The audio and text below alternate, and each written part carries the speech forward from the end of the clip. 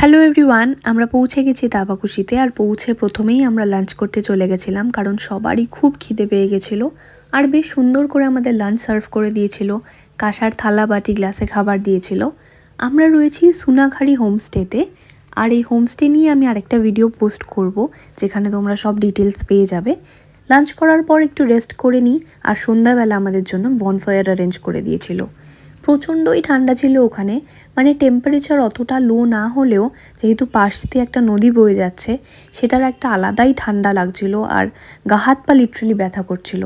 যাই হোক, পরের দিন উঠে আমরা একটু ঘুরতে বেরোই। এখানে খুব একটা বেশি কিছু দেখার মতো নেই, যেহেতু তাবাকুশি একটা ছোট্ট গ্রাম। এখানে একটা ব্রিজ মতন রয়েছে সুন্দর, যেখানে আমরা একটু নাচানাচি করছিলাম। আর নিচে একটা পার্কও আছে, সেখানেও অনেকে যায়। আর এই নদীর পাশ দিয়ে এরকম ছোট ছোট অনেক খাবারের দোকান ছিল, তার মধ্যেই একটাতে বসে আমরা মোমো খাচ্ছিলাম আর আড্ডা দিচ্ছিলাম। আলাদাই একটা অনুভূতি হচ্ছে।